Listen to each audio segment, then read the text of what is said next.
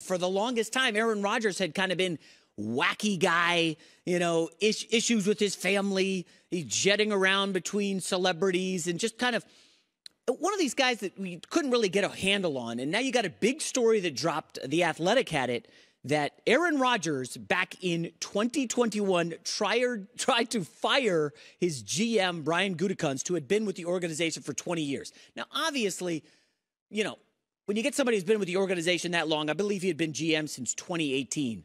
You need some context. Well, why would Rodgers want this guy out? Why would he do that? Why would he push a power play? And I think the answer is simple. And you've got to, look around the league and you've got to look in your own life and say, wow, maybe I agree with him. So the context is in 2020, Aaron Rodgers was coming off a good year. They went 13-3 in 2019. And the Packers decide, lo and behold, we're going to not help out the defense, which just got shredded by the 49ers in the NFC title game. They lost 37-20. The Niners memorably had like 8 pass attempts in the entire game. And the Packers, they could draft defense to bolster the roster. And Aaron Rodgers gets word from his agent. They traded up for a quarterback. And Rodgers kind of went into a tailspin. And I don't think you can blame him, ladies and gentlemen. Just think about this briefly. You have your job wherever you do. Maybe you're banging out TPS reports in the office or wherever you work. And all of a sudden one day, your boss comes to you and says, hey, we just hired this new guy. I want you to introduce him. I want you to kind of mentor him, and I want you to tutor him. And you look up this new gentleman who was hired, and you're like, wow, this guy's kind of on the same track that I am. He's kind of in my role. Did they just hire my replacement? And Aaron Rodgers looks in the mirror and says, wait a sec, I'm in my mid-30s. You guys just drafted a quarterback who was mediocre at best in college. And let's be real, Jordan Love, I think his highlight was leading the country in interceptions his final year in college. And Aaron Rodgers was ticked off. And this can go one of two ways when this kind of thing happens. You could do door number one. Hey, I'm going to be motivated and I'm going to kick butt and I'm going to show them. Or you could go number two and say, hey, this is unacceptable. I've been with the company for a decade. Okay. I'm your guy. Blood, sweat, and tears poured into this organization. I'm out. And you could reach out around the league or in your job. You could reach out in your landscape of work and say, hey, I need a new job. I'm getting out of here. And it's funny, but we have seen this before, ladies and gentlemen. High-profile quarterback, mid-30s, had a good but not great year. And they went and drafted his replacement. Let me introduce you to Tom Brady and the New England Patriots. Who could forget 2014? The Patriots go and draft Jimmy Garoppolo, little-known quarterback. It was not a trade up in the first round. I believe he went second round.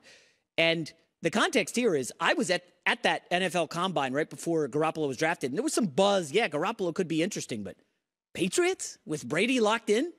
And you know what Tom Brady did, of course, memorably, took it as motivation.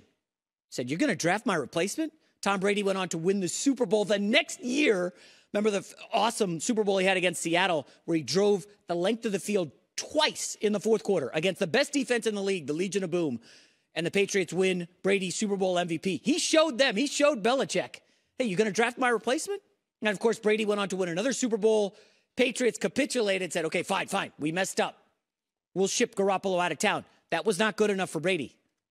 Yeah, everybody knows he ended up leaving to go to Tampa where he won another Super Bowl. And then he really showed Bill Belichick how he made just a catastrophic mistake drafting Garoppolo. And now you look at Aaron Rodgers, and folks, let's be real. Aaron Rodgers used it as motivation the year after Jordan Love was drafted. What did Rodgers do? He threw 48 touchdown passes, nearly doubled his output from the year prior. Motivation. You're drafting my replacement? Bleep off, Brian Gutekunst. I'm going to go win an MVP. And then the year after, he won another one. But the problem here is he tried to get Gutekunst fired, according to the story, and the Packers refused to do it. Now, that's where it gets dicey. The Patriots said, we will trade Garoppolo. The Packers, they refused to trade Jordan Love. Aaron Rodgers unhappy. Aaron Rodgers forced his way out. Can you blame him? Just think about it for a moment. Can you really blame Aaron Rodgers for demanding they fire the GM? It doesn't happen. And then Aaron Rodgers bailing. I think this story coming out now, a couple weeks, 3 weeks after the Jets land Aaron Rodgers in what everybody thinks is like a massive win. Jets finally have a franchise quarterback. And everybody's questioning, well, Aaron Rodgers, that's a wacky guy. He went on a darkness retreat. Okay, he's going to Taylor Swift concerts in New York now with the guy from Top Gun Maverick, Miles Teller, his actor buddy. This is a new Aaron Rodgers. This Miami Heat team, like, they nearly collapsed against Boston. Somehow we're able to pull it out in Game 7. Jason Tatum hurt his ankle, and the Heat advanced to the finals.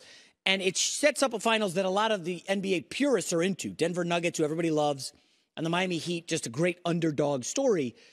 But, of course, you've got, the social media types who are like, oh, nobody's going to watch this. The ratings are going to be awful. Like, nobody cares about the ratings, guys, unless you're a TV executive. That's just how it is. It's actually a great finals because it really pushes back against what I like to call the calculator crowd. Okay, we've seen this for a while. Analytics have overtaken sports massively, and it's kind of pushed a lot of fans out. We know baseball was kind of first to usher in the Moneyball era with the A's, and then the Red Sox, and then everybody's doing Moneyball. NFL has kind of gone that route more in recent years, where running backs just don't really matter anymore. They're devalued. You do not give them the second contract. Point out Zeke, Christian McCaffrey ends up getting traded.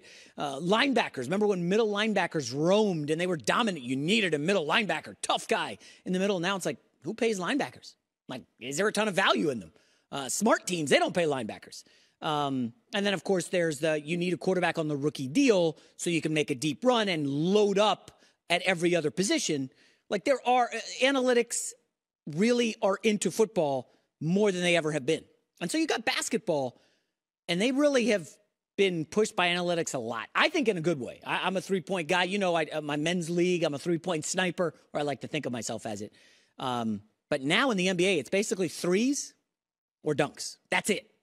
And the Miami Heat have totally flipped that narrative completely with this run to the finals because they were the 27th ranked team in threes during the regular season. 27! That's staggering. You know what they are in the NBA postseason? First.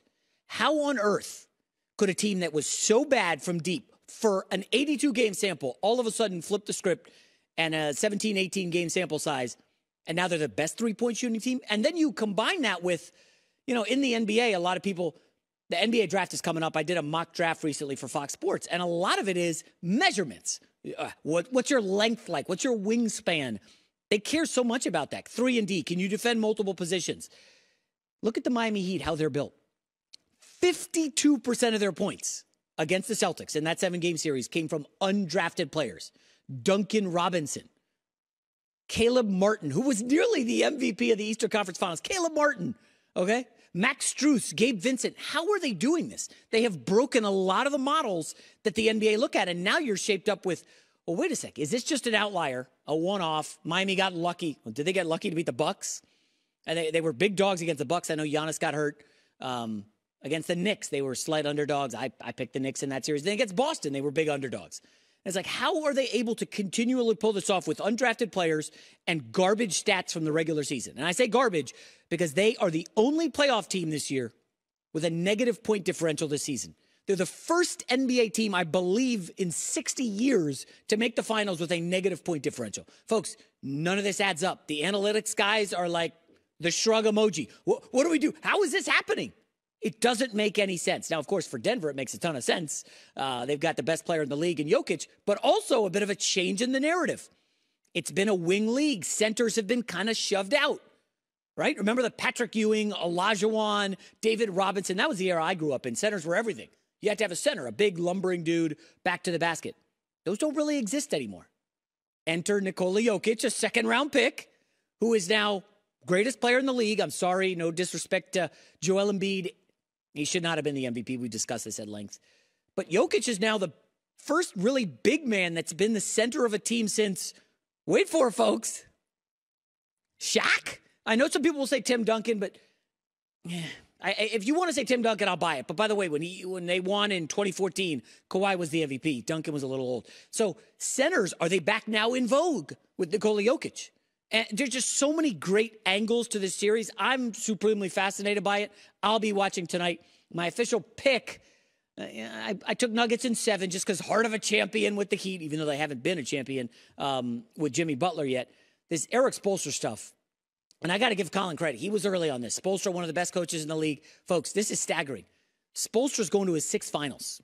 You know how many Steve Kerr's been to? 6. You know how many Popovich has been to? 6. Spoelstra's in that class right now, okay? Anytime LeBron leaves a franchise, they fall off a cliff. They don't do anything for a while. They're done, okay?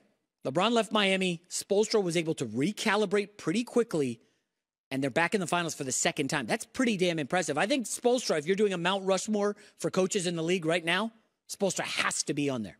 Hi, everybody. Thanks for watching. Subscribe here to get the latest from the show.